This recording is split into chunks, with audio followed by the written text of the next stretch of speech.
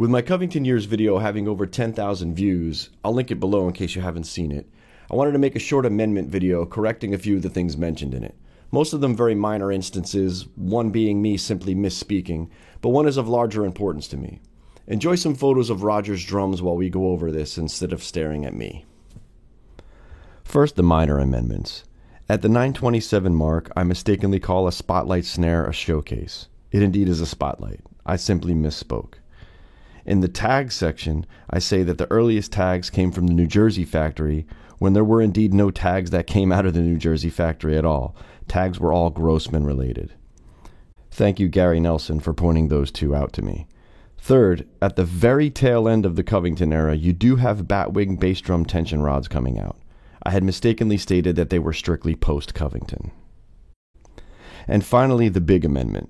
When speaking of shells, I had regurgitated the widely accepted, largely published theory, which is Rogers used 3-ply Jasper shells until 61 when they changed to 3-ply Keller shells, and later around 65 or so, the 3-ply Keller shells changed to 5-ply.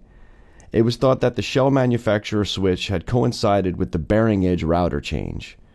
That theory always seemed a little flimsy to me, and quite frankly not super logical, so I decided to dig deeper.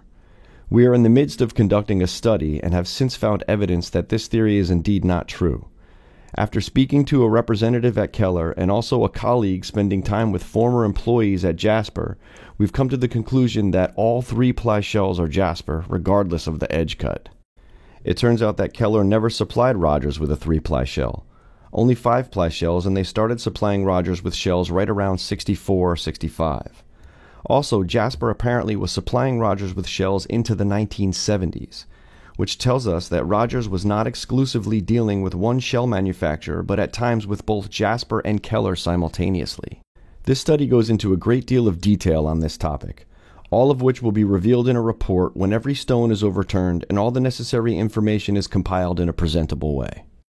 Many thanks to my friend Rick Giles for having the same burning curiosity for the topic and a thirst for answers, for much of the legwork and information gathered within this study was tirelessly compiled by him.